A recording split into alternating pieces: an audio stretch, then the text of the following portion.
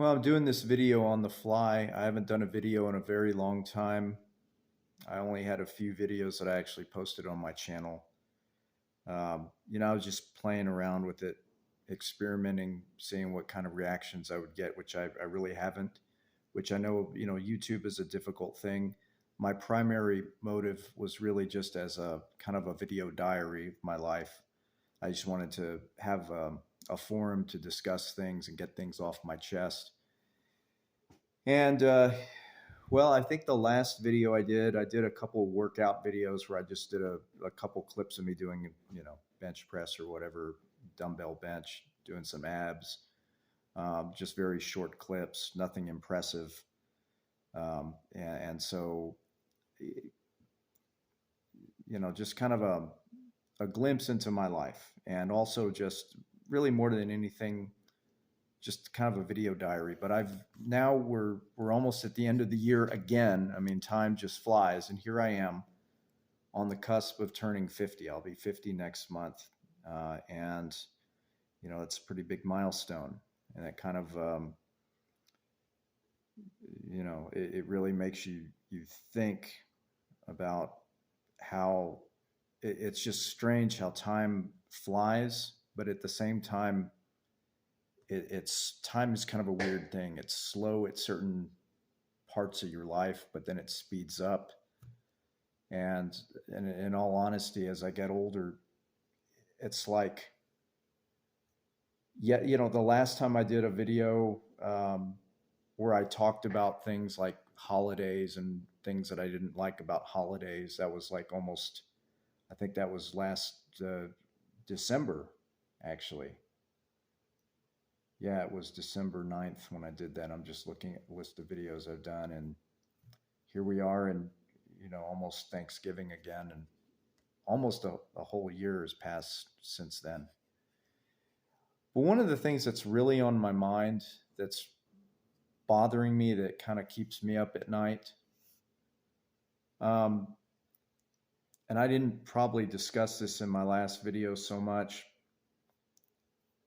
I grew up an only child. I'm the only child between my two parents, my mom and my dad. Now, my parents had a 15-year age difference. My dad was already 45 when he met my mother, maybe a little bit younger. I think they met in 1974, so he might have been 44. And then they ended up getting married. And I'm not actually sure exactly when they met, but I think they were married. It was before I was born, of course. I was born in 75. But they each, my mom was already 29, 30 years old. My dad was already, 44, 45, and 5 years younger than I am now, basically. And so there's already an age gap between them, and they each had kids from prior relationships. My dad had already been married. He had been married young and had, uh, 5 kids, 4 daughters and a son. And so all of them ranged anywhere from, 1957 was his, when his first son was born, to 1966, which is the youngest daughter. But all of them are substantially older than me, 18 years to 10 years older than me. And so I didn't grow up with them. I grew up in Dallas. All of them grew up in Mexico. Of course, we saw each other during holidays. But that was it. And we didn't really have, a close relationship. Of what I understand is that my mother didn't really get along too well with the daughters, which I think is kind of a, if you think about it, considering the age gap, they really weren't that much younger than my mother when she married my father. And so I can kind of understand the tension that probably existed there.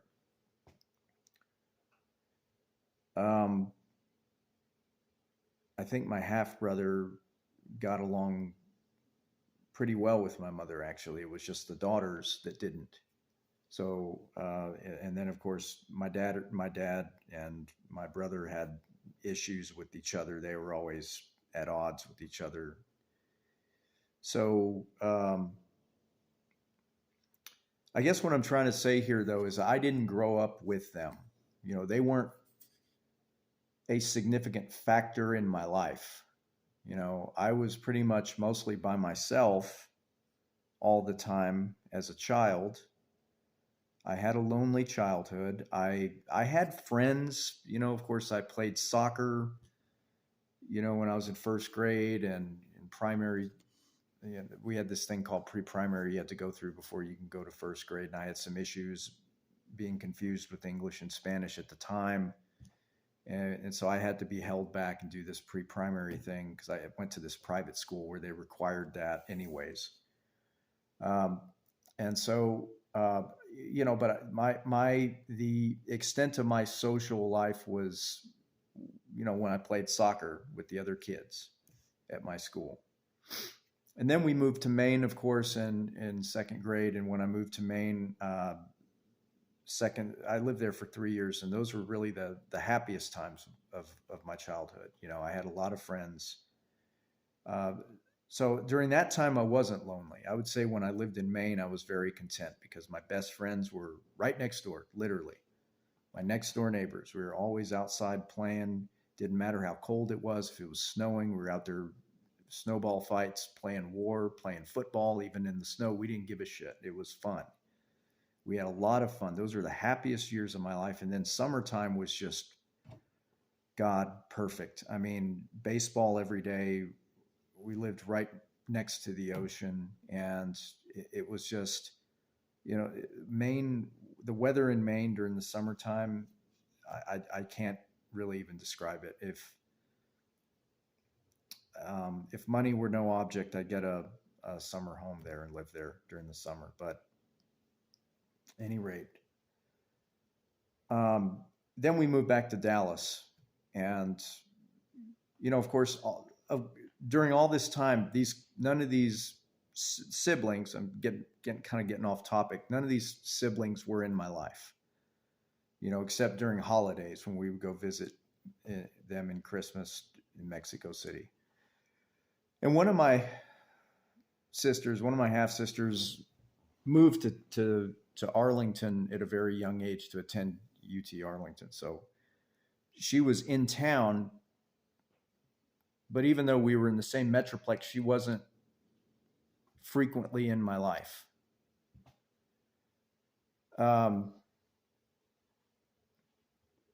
so again, then of course when I moved back to Dallas, things were different. I didn't really have friends when I moved back to Dallas, to be honest. I was kind of a lonely kid, and I was to myself. And none of these people were in, I guess, when you look at brothers and sisters that grow up together, they have shared experiences, and in some respect, a younger sibling can kind of lean on an older sibling or depend on them for moral support outside of your parents, because your parents, you're at that age where you need maybe another kind of guidance from an older sibling that's separate from parental guidance, right? I didn't have that. And I always envied the friends that had brothers that they grew up with and they played sports together with. I didn't have any of that. So I guess fast forward now, it seems like I and maybe this is in my head,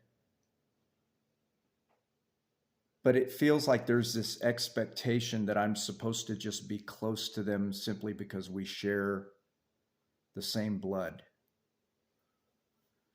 And my experience has been that they were never there for me in my life when I was most susceptible, when I was lonely, when I needed them, when I needed somebody, when I needed advice on dating, going out and meeting girls, or somebody I could talk to when I got into fights with my parents. They weren't there for me. They weren't there for me during those critical years when I was a teenager, when I was going through the growing pains of puberty. They were nowhere to be found. They didn't call me to see how I was doing. They didn't inject themselves in my life during that time, during those turbulent times of my youth. They were nowhere to be found. But somehow there's this expectation. And before my dad died, he even had mentioned, there, when I had some spats with one of my half sisters, we didn't get along. And he said, remember, they're your sisters and you're your brothers. He would always say it in a very kind of austere tone of voice. I'm like, that doesn't mean anything. You're forgetting something. You just don't get it. There's a shared experiences that brothers and sisters that grow up together, siblings that grow up together have, that I do not share with these folks because I didn't grow up with them. We have no commonalities. We have nothing in common. Nothing. Absolutely nothing. Even our personalities are completely different. And I understand personalities differ even among siblings that grow up together, but we have no common shared experiences and struggles that we experience together. But you somehow expect me to have this camaraderie with these people that I never grew up with. And then the icing on the cake here, that really bothers me, is that when I was 30 years old in 2005, and this was 4 years after my mother had passed away, my dad springs this thing on me all of a sudden, telling me, I want you to meet your other brother that I never knew I had. This other guy, suddenly, here he is. I'm not going to say his name. I want to be private here. But, here's here's your brother. And this guy, suddenly he's acts like, oh, brother, and he's really happy to meet me. And I'm supposed to manufacture this feeling of brotherhood and closeness out of thin air. I never knew this guy prior to 30. I never knew this guy existed. And I'm supposed to just suddenly feel close? You can't expect that. That's not realistic. And yet, at the time I was being nice. And at the time, I had a couple drinks. It was during Christmas, and I was being friendly. I was being, at the time when I did drink a little bit, I could be gregarious when I was drinking. I could be more sociable, and so I was nice to him and everything during the time. But just over the years, during my, when I was, of course, sober, I was never really, I didn't take well to the news that here's suddenly this your brother. My mother never knew about him. So evidently my dad had had some affair a long time ago, long before he even met his first wife. And so this guy was even older. I think he was 21 years older than me. And I never knew about him. And I don't even think my dad knew about him until, I want to say, around the time that I was born, where this guy suddenly walks into my dad's office and says, hey, I'm your son.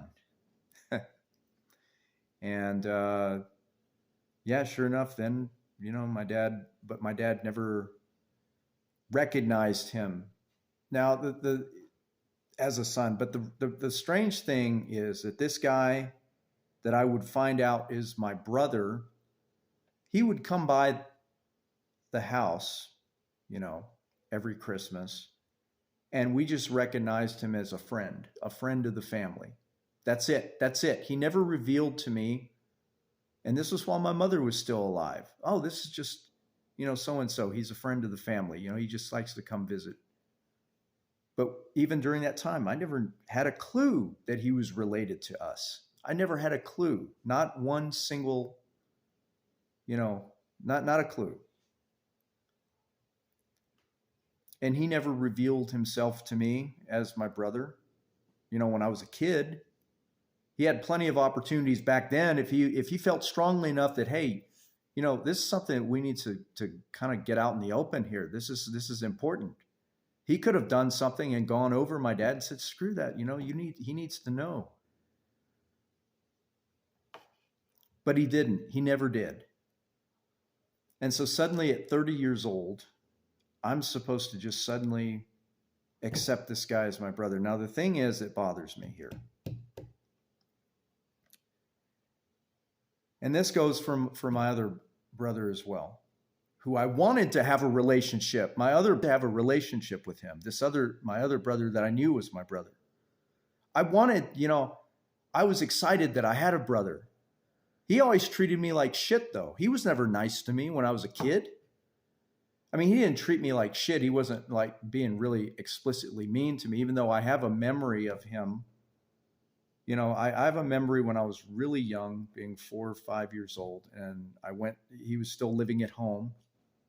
He was always a bum. He never moved out anyways, until, he finally, I think he worked for my dad for a while, but that didn't last. He just didn't have the work ethic. But at any rate, I remember I was like 4 or 5 years old. I went to go see what he was doing. He was watching a football game, soccer, not football, not American football. And he kind of like pushed me away, like, don't bother me. That's what I remember. I remember that. But here's the thing. So here's the thing. So fast forward. This guy's always been a bum. This is my other brother that I knew about. And, he never worked. And so my dad got to a point where my dad was just giving him money just to survive. So in 2007, when I'm working at my old job and everything, he calls me out of the blue and he's like, I really want to go visit Dad for Christmas. And I need you to do me a favor. I need, such and such amount of money for a plane ticket. So he's asking me for money.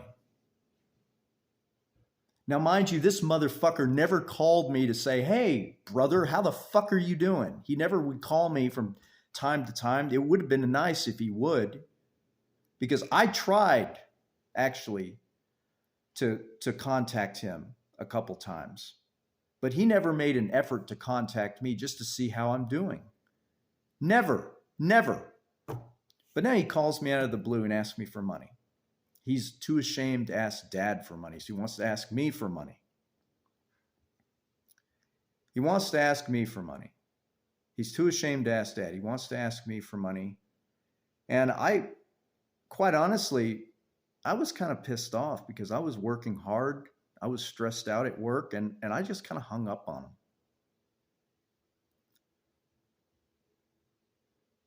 So he ended up going to visit Dad for Christmas, but he gave me the cold. He wouldn't say a word to me. He was very cold and distant towards me. He was mad at me because I said I wouldn't give him money. So do you kind of see the theme that's going on here?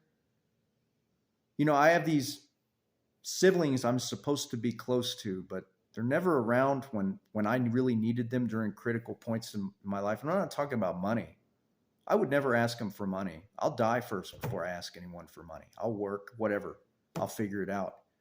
But just having someone that gave a shit about me.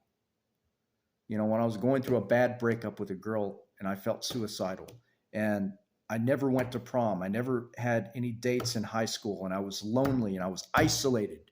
These motherfuckers were never around for me to give me any type of fucking support as older siblings that you would expect would give their younger sibling. But somehow I'm supposed to be close to them. I'm supposed to be close to this motherfucker.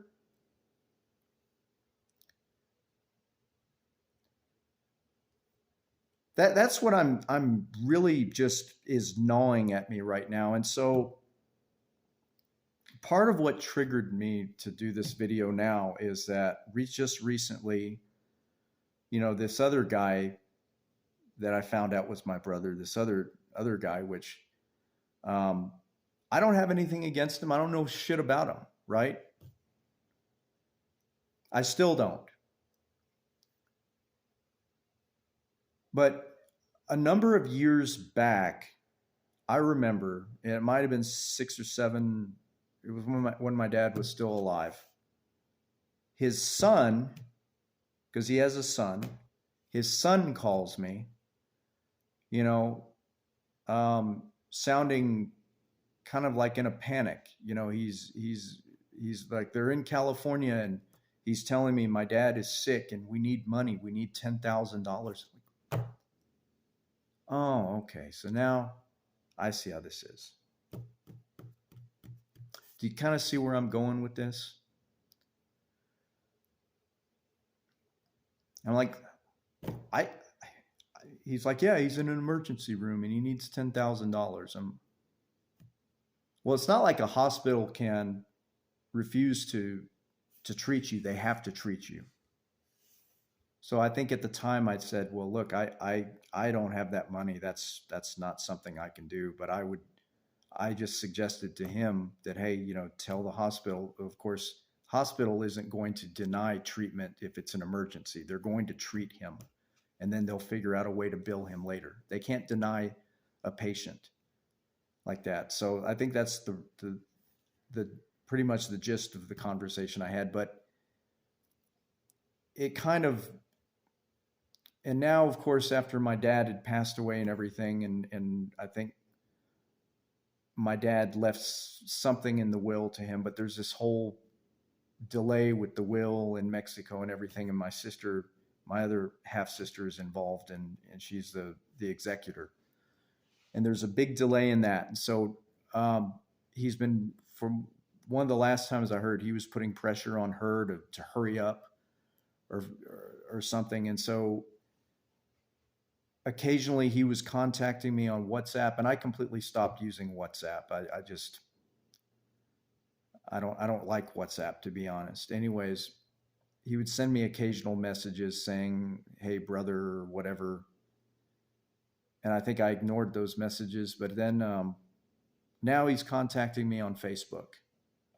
Just about a week ago, he contacted me on Facebook, and a couple of the I'd posted something just sharing, something about when my dad passed away, because it was my dad's birthday, would have been his anniversary, his 95th birthday. But I posted something on Facebook. Then he responded to it about a week ago, and then he responded to some other just random post that I'd put up a long time ago. And he's like, hey, I need your phone number. I need to talk to you. So in my mind, I'm thinking, oh, he wants something. Do you see where I'm going with this? People in my life that weren't in my life growing up, but now they want something. So do you understand my hesitance? Like, I don't want to talk to this guy, to be honest. My Spanish isn't even that good, and the conversation is going to be in Spanish, and my personality is in English. And that's another thing I wanted to bring up. I can't be who I am in Spanish since English is my primary language.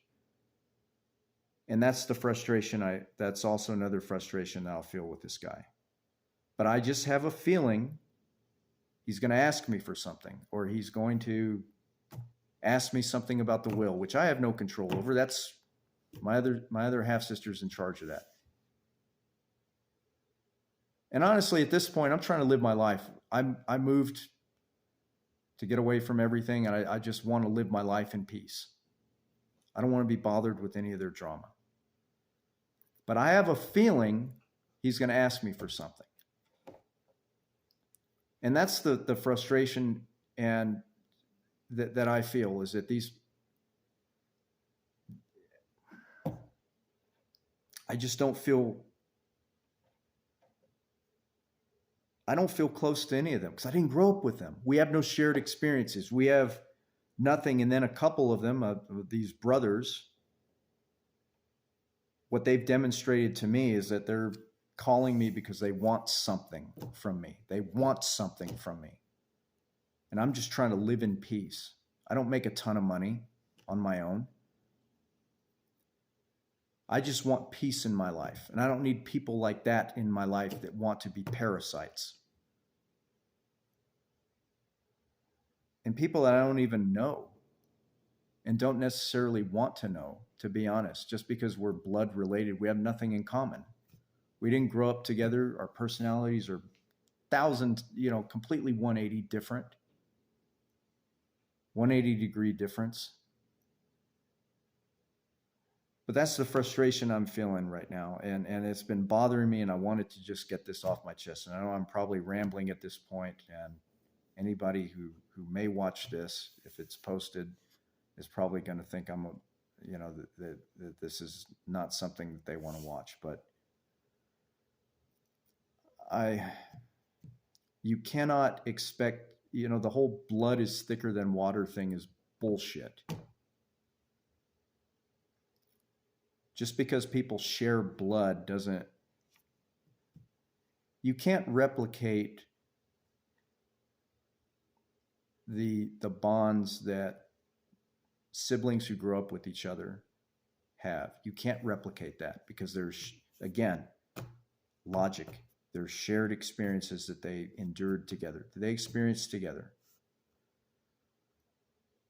And these people were never around when I was going through, again, and I'll just say this again and again, they were never around during my turbulent, times during my youth. They weren't around, nowhere to be around. I couldn't contact any of them to talk to them about things going on in my life.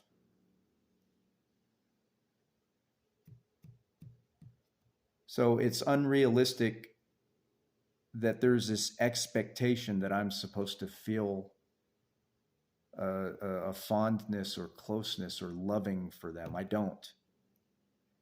Doesn't mean I hate them. I want the best for them. Fine. I just want to be left the fuck alone. And I want to find people in my life that actually have something in common with me, that don't have an ulterior motive, a modus operandi. That's what I want. And I don't think I'm asking for too much. But that's all I have to say. So